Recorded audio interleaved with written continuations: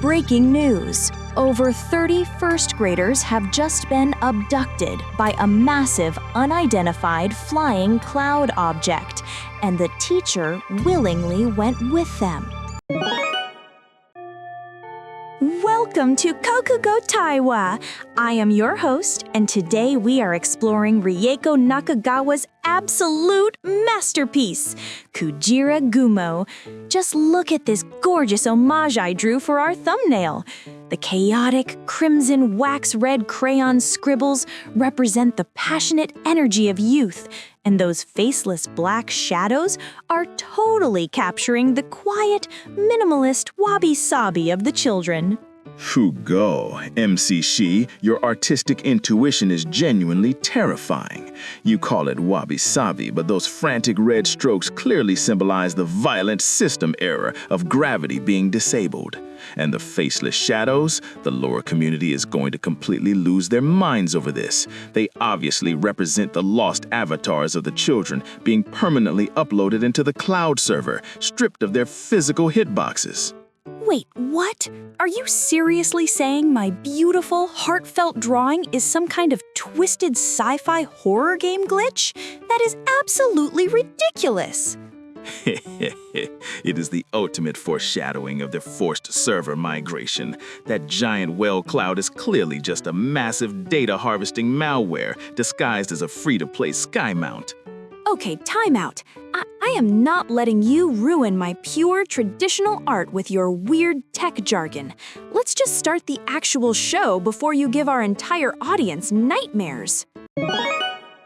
In Japanese schools, this masterpiece is taught to learn about the pure joy of physical education and the incredible power of collective imagination. It is a breathtaking tale of innocent children bonding with the majesty of nature. That is a terribly boring reading. In modern gaming terms, this is an absolute god-tier isekai raid masterpiece. The mechanics are flawlessly designed to simulate the ultimate transcendent experience. Wait, what? Why do you have to turn a beautiful moral lesson into a trashy anime trope? And stop pretending your gaming terminology is some kind of profound philosophical art. Just listen to the actual story. It is the 4th period physical education class. Under a brilliant blue sky, a giant white whale-shaped cloud suddenly appears and starts perfectly mirroring the children's gymnastics. It is the ultimate expression of Japanese Zen harmony with the universe. Zen harmony? No. That is an SSR tier synchronization event. That autonomous cloud NPC is using advanced server-side motion capture to build affinity points with the player base. A magnificent piece of lore. The fan theories will go wild for this flawless tracking system. So you're saying it is basically like a creepy stalker mimicking your yoga routine at the public gym? That is absolutely gross. But no, it is a pure, innocent connection. The children start running, the cloud runs with them, and then they scramble up the metallic jungle gym and shout up to the sky, "Come here!" The Jungle Gym is obviously the ultimate launchpad structure. By climbing to the highest Z-axis coordinate, they are manipulating the aggro system to force an encounter. And the cloud actually echoes their exact voice lines back at them like a fully voiced visual novel waifu. It is a mechanical masterpiece. Are you seriously calling a classic playground toy an aggro system? Stop ruining the sacred physical education of Japanese youth with your sweaty gamer logic. You are completely missing the gorgeous poetry of the moment. That is just a massive skill issue on your part, MC Shi. I am praising its flawless game design. They even use a rhythmic chant to initiate the launch sequence. That is peak interactive storytelling. Okay, wait. Let's take a step back and just breathe. So the actual story is simply the teacher and the children jumping from the top of the jungle gym 3 times. They chant, "Reach the sky, 1, 2, 3," and on the 3rd attempt, a magical gust of wind actually lifts them onto the cloud's back. Exactly. The first 2 jumps are scripted misses, but that 3rd jump triggers a massive RNG wind buff. The esports community would scream at that insane frame-perfect jump sequence. It is raw, unadulterated plot armor carrying them straight into the skybox. It is not plot armor. It is a glorious miracle. Once on the fluffy cloud, they experience a magnificent panoramic flight over towns, oceans, and mountains. They scream, "Higher, higher," in pure, unadulterated joy, completely free from the weight of the world. At the end of the day, it's just the crushing loneliness of modernization. Wait, no. Jokes aside, historically speaking, the true value of this work is its role as a perfect integration protocol. By having the children synchronize their physical actions and voices to jump together, it brilliantly teaches the foundational joy of group unity. It gently eases first graders from individual play into the structured collective life of elementary school. Academically valid, but it contradicts my headcanon of it being a survival game. Wow, I never thought of it that way. That is actually a genuinely beautiful and profound pedagogical strategy. The author really understood the psychology of children and how to bring them together. Yeah, it is quite moving. It reminds me of the early days of dial-up MMOs. I once spent an entire afternoon with a total stranger, repeatedly jumping against an invisible skybox wall, just trying to glitch to the top of an impossible digital tower to see a rumored sunset texture. We finally saw it. And then the server just went offline forever. We never spoke again. Oh, Neko. For a second, I actually feel really bad for you. That is surprisingly poetic and tragically similar to the ending, where the children hear the school lunch chime and have to say a final tearful goodbye as the cloud fades into the blue sky. Exactly. The lunch chime is the ultimate forced server shutdown. No matter how good the flight is, reality always pulls the plug. So basically, Kujiragumo is the greatest limited-time event raid with a mandatory tragic logout in literature history. Welcome to the true crime side of Kokugo Taiwa. I am sitting here in the dimly lit studio, desperately trying to hold on to the beautiful, innocent magic of this story. It was supposed to be a pure tale of children playing in harmony with nature. Fugo, lower your voice, MC. That wholesome magic is nothing but a heavily regulated corporate facade.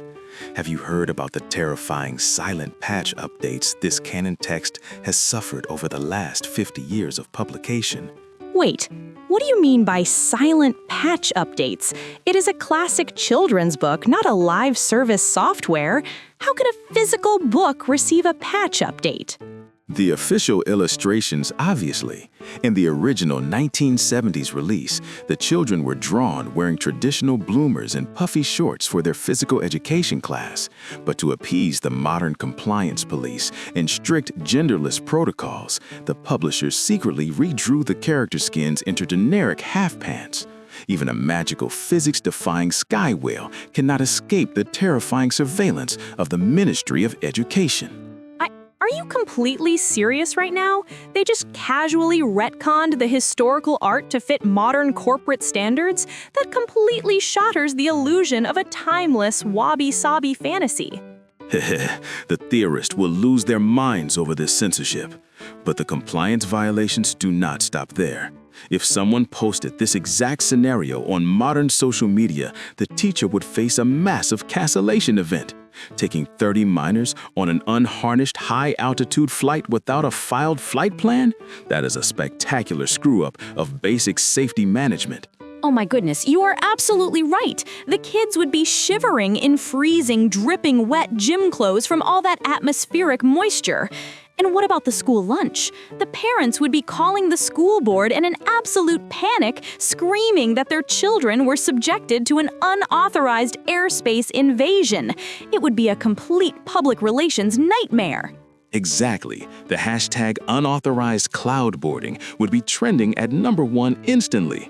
But honestly, the modern working class reads this and sees something far more sinister. They see the ultimate black company metaphor. A mysterious upper management cloud promises a magical, family-like workplace, forces the staff into extreme physical labor with that jumping sequence, and then dumps them back at their desks just before the chime so they do not have to pay a single cent of overtime. A toxic startup company? Why on earth would anyone look at a majestic, fluffy sky whale and immediately think of an unpaid corporate internship? That is the most depressing interpretation I have ever heard. Because reality is a brutal panopticon, I actually tried to replicate this miracle once. I organized a forum of 50 unemployed gamers to simultaneously jump off our local jungle gyms at exactly 3 in the afternoon, hoping the collective kinetic energy would glitch the physics engine and transport us away from our overdue tax forms. We just ended up with twisted ankles and a stern police warning. I cannot even believe I'm listening to this. You were not trying to perform a beautiful literary miracle. You were just a massive, pathetic adult trying to dodge your basic civic duties. Look at your horrific posture and your terribly pale skin. If you actually went outside, stretched your back, got some natural vitamin D, and stopped surviving on a diet of toxic energy drinks, you would not need to hallucinate a server glitch to escape your ruined sleep schedule. Ah, GG. The harsh light of reality is burning my retinas. Please, my HP is completely hitting 0 from this unprovoked, hyper-realistic verbal assault. I'm just a fragile gamer. Sigh. No, wait a minute. I think I actually understand your twisted perspective now. My idealized vision of a pure, traditional, cool Japan was just a shiny, artificial filter. The real world is just endless compliance checks, terrifying social media mobs, and exhausted people desperately wishing a giant digital cloud would carry them away from their crushing daily quotas.